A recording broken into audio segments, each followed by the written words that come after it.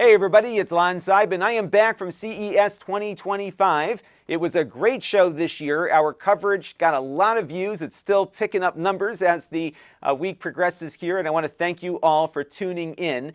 And a bunch of you wrote in looking for me to do a recap, kind of talking about my thoughts about the show overall, but also how I covered it and perhaps some tips if you want to attend the show yourself. So that is what we're going to do in this video. It is an exhausting show to visit, so pre-planning is highly recommended. I'll talk a little bit more about how you can do that in a second. Now, before we dive into my crazy rig here, we do have a sponsor that is trialing the channel over the next month, ExpressVPN. Yes, they got to me too. So why don't we cut away to my ad for ExpressVPN and then we'll get into the rig here. So today's video is being brought to you by ExpressVPN, which I have running on this phone. And you'll notice I'm currently located in a hotel room. I am here at CES in Las Vegas, and the hotel that I'm staying at has very expensive in-room Wi-Fi, but it is not secure. I don't have to put a password in to connect, and as such, every bit of data that I am sending out from my devices is going out in the clear. Now, while a lot of our communication online is encrypted, even over unencrypted wireless access points, where you're connecting to is not. So all those DNS inquiries and the IP addresses that you're connecting to are sent out in the clear. And from my vantage point here, I've got a big window looking out on the Las Vegas Strip, or at least the rear end of it. And anyone around here can pick up what I am doing and build a profile about me. Having a VPN is really critical for encrypting that traffic even when it goes over an unencrypted access point, because this phone is currently protected and people can see that it's connected to ExpressVPN, but not any of the individual sites or services that I might be using. Now, if you scan the QR code on screen, you can get 4 months for free as a viewer of this channel. You can also go to expressvpn.com/Lon.TV, which you'll find in the video description box. And they also have a 30-day money-back guarantee. I want to thank ExpressVPN for their support of the channel. So here is the rig that I shot the entire show with. What I did is I had this in my right hand, the microphone in my left hand, and I just went around the show floor to get as much stuff as possible in a short period of time. The one thing that really surprised me throughout the week is just how good the iPhone is as a video camera. The stabilization on this is remarkably good. When I was doing some of my selfie shots, my arm would start shaking as it got tired, because although this isn't all that heavy, when you have your arm extended out, it does get a bit heavy. The shaking did not show up on the recording at all, even when I was walking with it. So it's remarkable just how good a stabilizer Apple has built into the cameras here. And of course, the video quality, as you saw, was outstanding.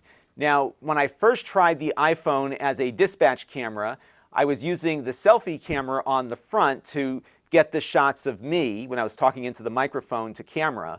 But I found that the shot looked better if I used the wide-angle lens here on the back of the iPhone. The problem is that when I use this lens, I can't see the screen to line up the shot, because it's really hard to just point and get it right without having to see something. So what I found on Amazon is this crazy mirror thing. This is called the Nicey rig. It's not the highest quality piece of equipment, but it's a simple mirror that allows you to reflect your screen back to yourself so you can get at least a good sense as to where the camera is pointed.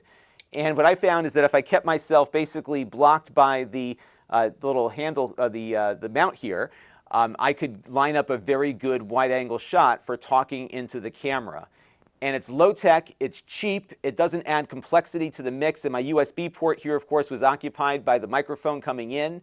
So this is, as low-tech as it gets, but it worked exceptionally well for this project. And a lot of folks I was running into who are professional Instagrammers and stuff were really impressed with this. And some folks thought about inventing one of these things themselves. And I said, well, unfortunately, it's already available.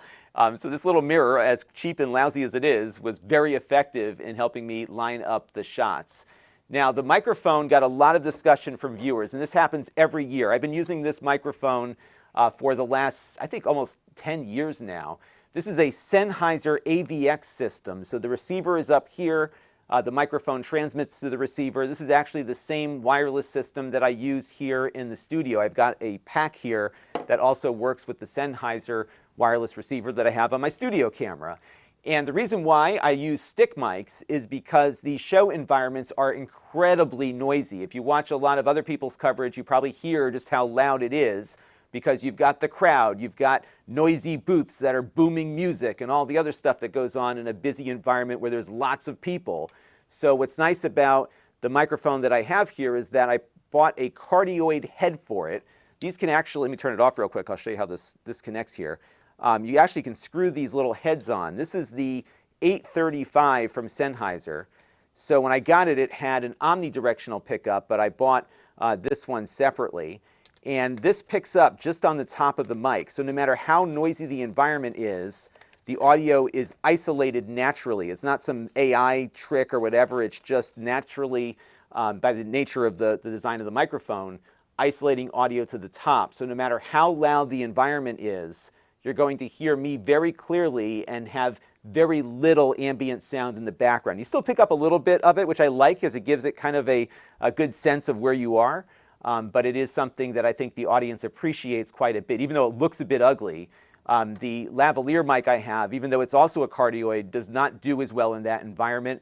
And the sound's a bit richer out of this larger mic than it is out of the lavalier. So that is why I use the stick mic and why I always will use it unless somebody can direct me to something hands-free that works a little better. So that is why the stick mic is used. Yes, it's old school, but it sounds spectacular in my opinion. And what's amazing about this AVX system is that I've been using this for 10 years. I use it every single day. The batteries have not died yet. I can replace them easily enough, but I've never had anything happen with this. It always works. And I did a review of it a couple of years ago, so check it out. You can learn more about it, but this is by far the best wireless microphone system I have ever used, and I've yet to find something better. It's not cheap, but sometimes when you pay a little bit extra, you get something really good. Now the camera cage I'm using here is something that came in when I was doing some of those videos for Flip, which is an online retailer. This is a Movo cage. It is not very expensive.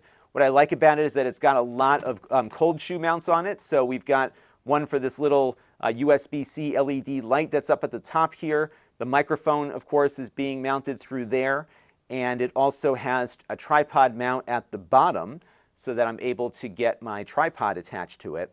And then at the top here, I put on another little cold shoe adapter, and then the Nicey Rig mirror slid into that.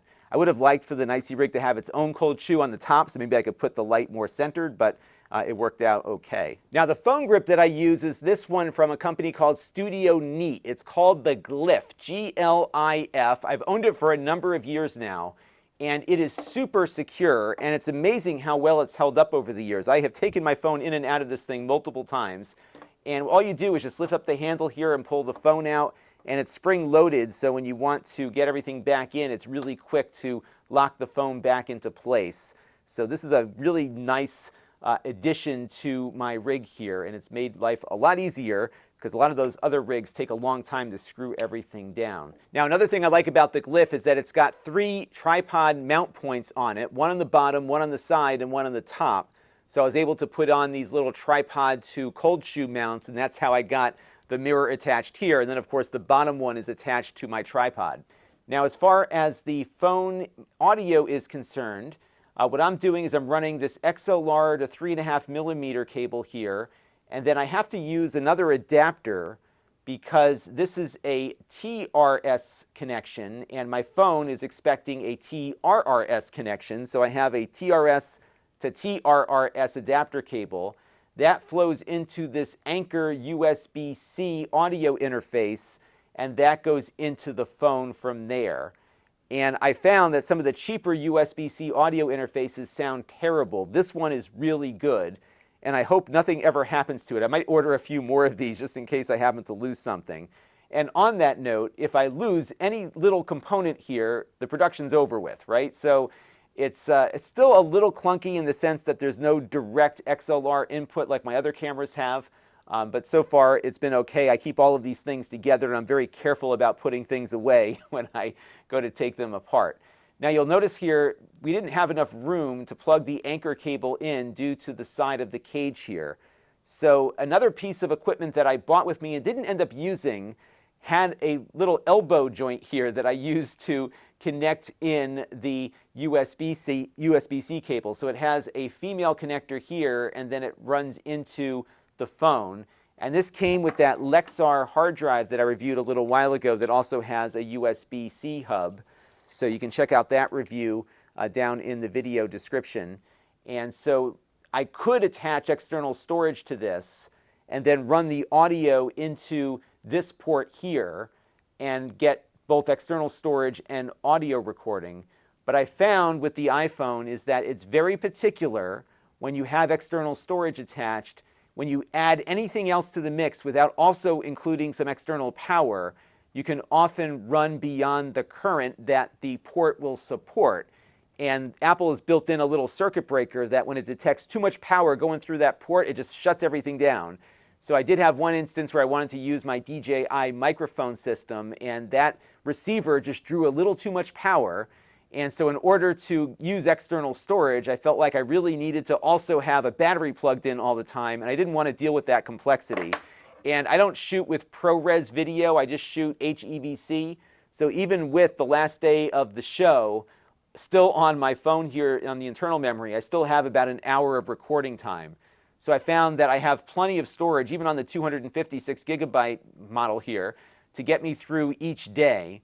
So I decided not to risk it and just went with the internal storage here. So that was the workflow. At some point in the future, I'll probably move over to this and have a battery that I can plug in and maybe mount to the side of the mount here. But I wanted to keep things relatively simple for this trip, so the internal storage was working, and that was what I went with. Now, the app that I chose to use was Final Cut Camera, and this is from Apple. It's a free official app that Apple makes available to iPhone users. It allows you to store footage on external media if you want. Again, I was doing mine on the internal storage. It's not all that hard to get the footage out.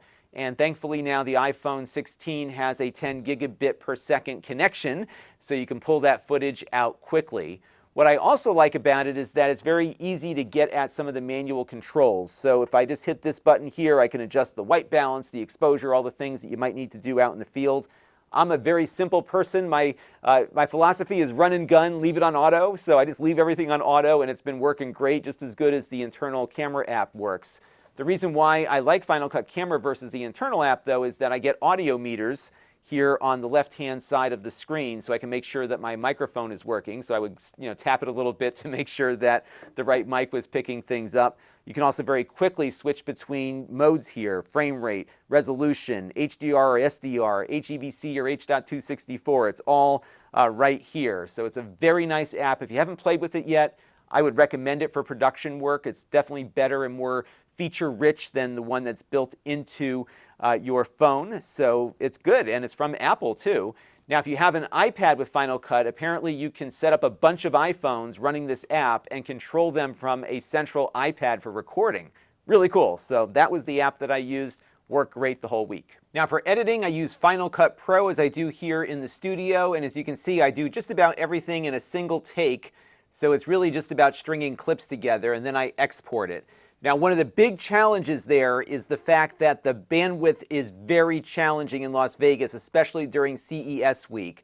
Hotel Wi-Fi, forget about it. CES has some great media lounges where they normally have some decent bandwidth before the show starts. Afterward, it slows down to a crawl. So what I've been doing is using my cell phone's data to transmit the final video back to my house here, which I then upload from here because I do send things to Floatplane. I've got some things I put up on Amazon, and of course I put things on YouTube. And I'm using Tailscale to send the file from where I am in Las Vegas back to my home computer.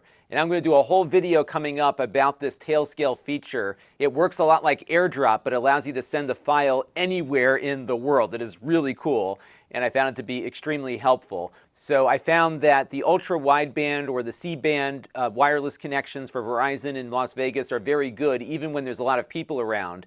It's still not super quick, though. So on the last day, I did upload a video from the press room at the convention center using Verizon's service, and it took about an hour and a half to get the file over to my house, but still that is a lot better than I would have gotten over the Wi-Fi that runs there. And speaking of these media rooms, what's really nice about CES is that they take very good care of the media there. In fact, You get a free lunch every day. At the Venetian, they gave you a boxed lunch with a choice of a couple of different sandwiches, a nice high-quality one. And then at the convention center this year, they were handing out $25 food vouchers, so you could go to the food court or even to the food trucks outside to get your lunch, which was always good. Last tip I got is that if you are traveling to CES, stay at or near one of the official CES hotels. The reason is those hotels have buses that run from the hotel to the convention centers where CES is being held. And that will save you about $20 a day in Uber fees, if not more, because you can get yourself to there and back for free. And as much as you can, take the free lunch and the free ride, because it's not easy to get around in Vegas, and food is quite pricey there too. So now let's move on to the complexity and scale of this show. It is impossible as a single person to find everything there is to find. And that is why you have to get very strategic about how you approach the show. Just to give you an idea of this, like we're looking at the show floor maps right now. This doesn't look like much, but each of these buildings are where a normal everyday convention would be held. So for example, at the Las Vegas Convention Center, you can often have 1, 2, 3, 4, 5, 6 different trade shows going on at once. But CES takes the entire place, and each one of these convention halls are enormous. And as you see here, when you drill into the map, you can see just how many booths there are. And this doesn't look like a lot when you're just looking at it as a grid, but when you're walking the floor, it is overwhelming, and you get lost very easily. So what I've decided to do insofar as the show floor is concerned is that I take in all of the press releases that get sent to my email from PR firms. Yes, I do look at them all. And I look at the stuff that interests me, and I mark down in each building where I want to go visit. And I found that if something interested me in a particular spot, there will likely be other companies with similar products in the vicinity of that one. And that was how I was able to get a lot of what you saw on my show floor edition, which was the finale of my series here. But I used to just go in and just start walking around, and I found that that was not efficient at all. So that is the strategy, at least for dealing with the show floor. But what I really prefer to do is go to these pre-show events. The first one is something that CES sponsors themselves, and this actually takes place the Sunday before CES begins. So CES usually begins on a Tuesday. CES Unveiled, which is the first of the 3 events that I don't like to miss, happens on a Sunday over at the Mandalay Bay. And this show is great because you get a lot of the startups that are often buried in the Venetian Convention Center. So this is a very good event to attend if you're looking for the new and the quirky. And that was the first night of coverage that we did. The second event that I don't want to miss is PepCom.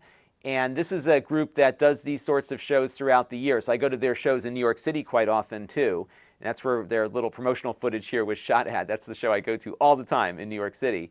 And they usually rent out a large ballroom, and they get anywhere from 180 to 250 companies, and they're all at tables right next to each other. And most of the big brands show up there, even if they're not exhibiting on the floor. So in one night, you get a whole dispatch video out of PepCom, and I know I missed stuff there. So it runs for like 3 or 4 hours, and I can never get through the whole thing without missing something, but definitely a good one to go to. These events, PepCom and the next one I'm going to show you, are a little more selective about which media they invite in. So I've been going to PepCom now for about 10 years, and you do have to have a body of work that they can see because they want to make sure that the media that are attending are outlets that can get some reach. Showstoppers is the other one that I like to visit. This one, as you see here, took place on January 6th, which is the Wednesday of CES. And it's similar to PepCom. It's a little smaller, but they usually have some pretty good food at this one. In years past, I just actually went to the 3 pre-show events, maybe half a day on the floor, and I left. So that is the strategy here, for me at least, that's worked quite well, especially as a solo operator. If I had a whole crew of people who were out looking for stuff and could direct me to where I needed to go, that would be great. But because I'm going solo here, this requires me to be very selective and strategic in how I go about doing things. So there you go. That is your CES recap. And that clip you just saw was from the official CES B-roll. I just happened to get caught on camera there, which I thought was pretty cool. So on Monday night, I think what I'm going to do is a look back at CES from 10 years ago. That was the first show that I ever attended. And I found a few of the companies that I covered there, and I thought I would do a where are they now kind of thing to see what the last 10 years has brought us, and maybe whether or not some of the companies we featured this year will still be around in 2035. That'll do it for this one. Thanks again for your great support over the last week here at CES, and be sure to subscribe to the channel if you haven't already to see all of the stuff that I'm going to review over the course of the year, because a lot of the stuff that we saw in Vegas will end up on this desk. That'll do it for this one. Until next time, this is Lon.TV. Thanks for watching.